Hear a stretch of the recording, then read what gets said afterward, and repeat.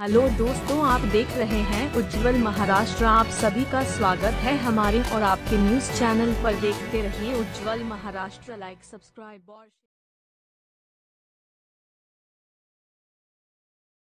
के जरिए 1948 में 1950 में और भी कई लोगों को ये जमीन उन्होंने हस्तांतरित कराई है। अब इस मैटर में 1950 के आसपास 1950 के आसपास है। उसके बाद में कोई भी सक्षम पुरावा नहीं होने के बावजूद तलाठी ने 7/12 में खासरा पत्रक में फेर लिया शाह मोहम्मद खान निगरानी सरकार ईपी। ये फेर लेने से पहले किसी भी सक्षम प्राधिकारी अधिकारी का कोई भी आदेश या किसी के कोई भी दस्तावेज नहीं देखते हुए आदेश फेर लिया गया। ये फेर के खिलाफ में कब का फेर है? ये फेर शुरू से ले लेंगे। शाम मराठी में ले लेंगे, हिंदी में ले लेंगे। 26, 42 आणि 37 या संदर्भात घेतोय। या सचिन मिळकतीबाबत गेल्या काही दिवसापासून वृत्तपत्रामध्ये अशी बातम्या प्रसिद्ध होते की सचिन मिळकत शासकीय असताना या मिळकतीबद्दल गैरव्यवहार झाले आणि काही खासगी लोकांनी हा मिळकत बेकायदेशीर खरेदी विक्री करून त्याचे नाव सातबाऱ्यात लावण्यात आले असा या प्रकारचे आरोप करण्यात येत आहे। सचिन मिळकत हे वर्ष 1910 पासून गुलाम मोहिउद्दीन हफीजुद्दीन शेख यांची खासगी मिळकत होती। सदरील मिळकतीचे शेपापत्रमध्ये, वसूलबाकीमध्ये, प्रतिकडीमध्ये, प्रतिबुकमध्ये जे काही महसुली अभिलेख आहे, सर्व महसुली अभिलेखमध्ये गुलाम मोहिउद्दीन हफीजुद्दीन यांच्या नावाची नोंद आहे।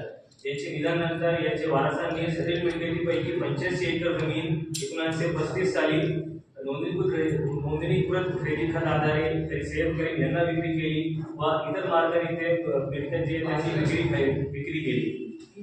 सदरील मिळकत कधीही शासकीय किंवा गायरान नव्हती। या संदर्भाचा एकही पुरावा कोणत्याही कार्यालयात किंवा भूमी अभिलेखात आजवरी पण अस्तित्वात नाही आणि गुलाम मोहिउद्दीन यांच्या नावाच्या अभिलेखाचा इतिहास जवळपास सन 1910 पासून ते 1950 पर्यंतचा होता।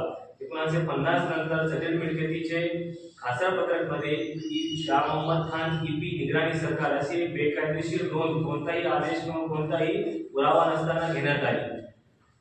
सदरील फेरच्या आधारे सन 1986 साली 7/12 वरती सदरील मिळकती हा निर्वासित मालमत्ता आहे आणि शाह मोहम्मद खान पाकिस्तान गेल्यामुळे ते मिळकत निर्वासित मालमत्ता असा त्यात घेण्यात आला। परंतु ते फेर घेण्यात आला हा फेर कोणताही पुरावा किंवा कोणत्याही सक्षम अधिकाऱ्यांचा आदेश वगैरे काहीच नव्हता किंवा हा फेर कोणाच्या आदेशाने घेण्यात आला, कशावर घेण्यात आला याला कोणताही आधार नव्हता।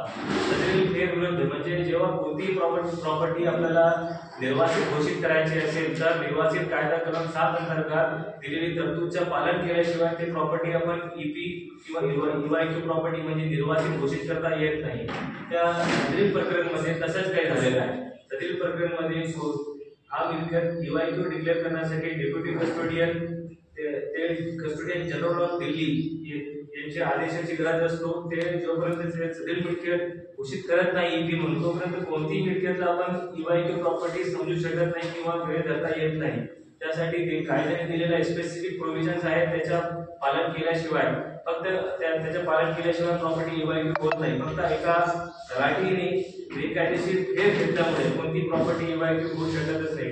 ईवायक्यू घोषित करण्याच्या आधी ज्या मालकाचे नावे सदरील मिळकतीच्या अभिलेख आहे त्या मालकाला आधी नोटीस बजावणे, त्या जागेवर जाऊन त्या जागेवर ते व्यक्ती आज रोजी आहे किंवा नाही याची खात्री करणे आणि त्यानंतर तसं झाल्यानंतर त्याला 3 दिवसाची मुदतीचा एक नोटीस पाठवणे, त्यानंतर पेपर पब्लिकेशन होणे, त्यानंतर तहसीलमध्ये सदरील मिळकत हे निर्वासित घोषित करण्यासंदर्भातची सूचना चिपकवणे आणि हा सगळं झाल्यानंतर डेप्युटी कस्टोडियन यांनी सदरील मिळकत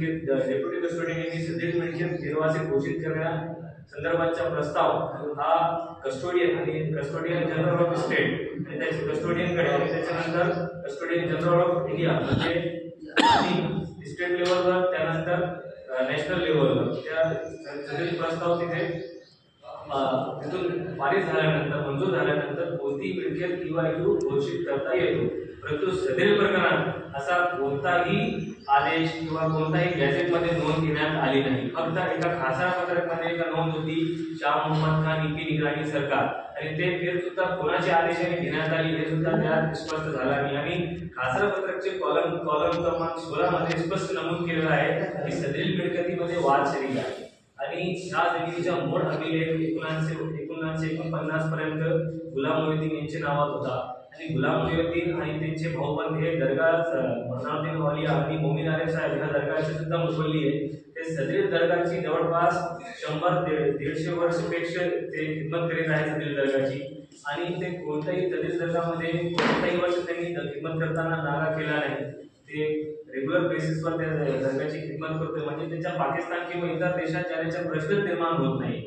या परिस्थितीमध्ये सदरील मिळकत EYQ समजली जात होती, परंतु ह्या मिळकतीचा कोणताही ताबा शासनाकडे न होता. आमचे पक्षकाराच्या सदरील मिळकतीवर सुरुवातीपासून ताबा होता व त्याचे उपभोग घेत होते. सदरील मिळकतीवर जे बेकायदेशीर फेरफार घेण्यात आला होता, या बेकायदेशीर म्हणजे जे EYQचा फेर घेण्यात आला होता, त्याच्यावर आमच्या पक्षकारांनी आधी SDM साहेबांकडे अर्ज दाखल केला, परंतु ज्युरिडिक्शनच्या विषयी SDM साहेबांनी ते अर्ज मान्य न करता जिल्हाधिकारी साहेब यांच्याकडे तुम्ही अर्ज दाखल करा असं आम्हाला सुचवले. त्यानंतर आम्ही जिल्हाधिकारी साहेब यांच्याकडे आम्ही अपील प्रकरण दाखल केली. अपील प्रकरण क्रमांक 774/2017 आम्ही यात दाखल केली. त्यामध्ये सदरील प्रकरणामध्ये माननीय जिल्हाधिकारी साहेब यांनी ते प्रकरण प्रलंबित ठेवले होते. त्यात ते कोणताही निर्णय घेत नव्हते, म्हणून ते माननीय जिल्हाधिकारी साहेब विरुद्ध आम्ही माननीय उच्च न्यायालयात गेलो. उच्च न्यायालयात जाऊन आम्ही त्यांच्यासाठी डायरेक्शन आणलो की तुम्ही हा प्रकरण प्रकरणामध्ये निर्णय घ्या.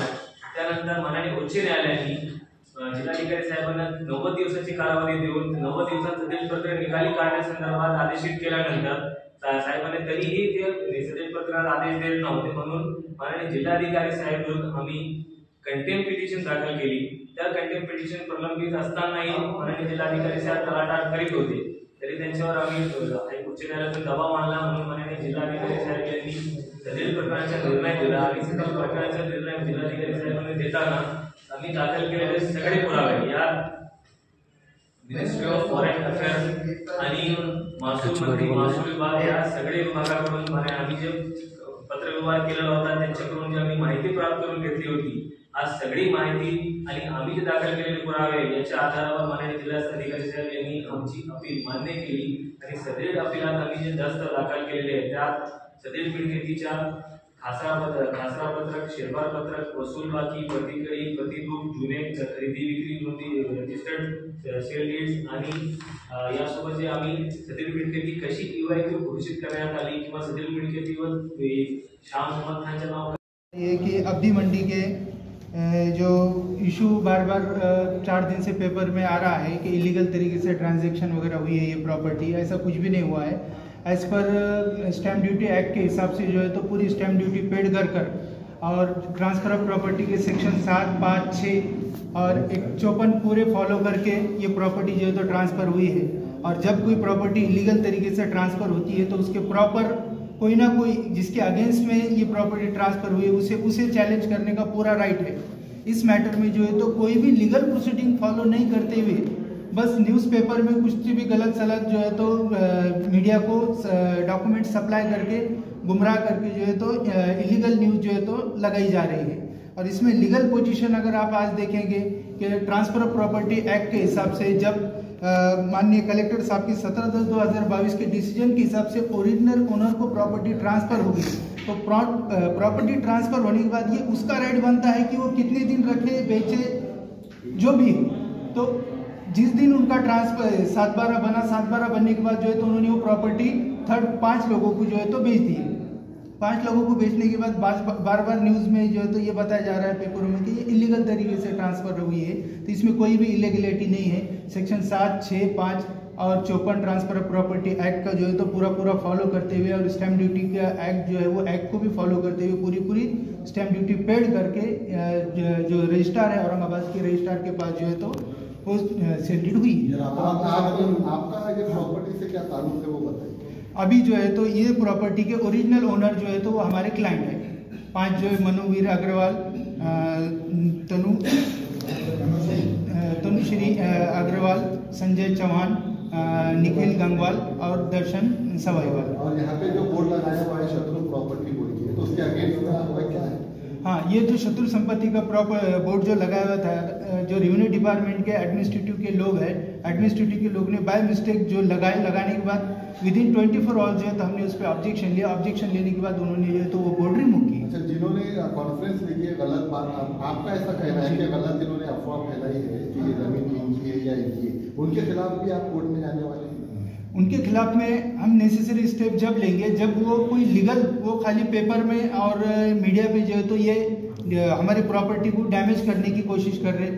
उनका जो इलीगल मकसद है कि ये प्रॉपर्टी को हम कुछ ना कुछ पार्ट हमको इसमें दिया जाए, ये उनको कंफर्म है कि हम जो है तो बस इस प्रॉपर्टी की केयर टेकर हमारे हेरिडेटरी थे। इस वजह से प्रॉपर फोरम हर कोई कोर्ट उनको बोल रहा है कि सेक्शन 24 के अंदर आपको जो है तो दिल्ली जाके इस ऑर्डर को चैलेंज करना पड़ेगा। वहाँ आज तक किसी ने चैलेंज नहीं किया है। आखिरी सवाल, हमारे चैनल के द्वारा उन लोगों को आपका क्या मैसेज है जो गलत बात फैला रहे हैं? गलत बात जो फैला रहे हैं, अभी जो है तो हमारी प्रॉपर्टी हमको डेवलप करना है। डेवलपमेंट के हद तक अगर हमको और इनके आगे कुछ इशू आते हैं तो हम इनके खिलाफ में जो है तो जो लीगल प्रोसीजर है, हमको जो कानून ने अधिकार दिया है कि हमारी प्रॉपर्टी के इलीगल गलत बात फैलाने से जो भी नुकसान होते हैं वो due process of law follow करके हम उनके अगेंस्ट में जो है एक्शन लेंगे। जमीन मालक यहाँ पर क्यों नहीं पहुंचे? जमीन मालक यहाँ पर क्यों नहीं पहुंचे साहब? जमीन मालक ने ये जमीन बेचने के बाद परचेसर का जो है तो पूरा राइट क्रिएट होता, इसलिए जमीन मालक को यहाँ आने की जरूरत नहीं है। आपका नाम और क्वेश्चन? मेरा नाम एडवोकेट आबिद पठान।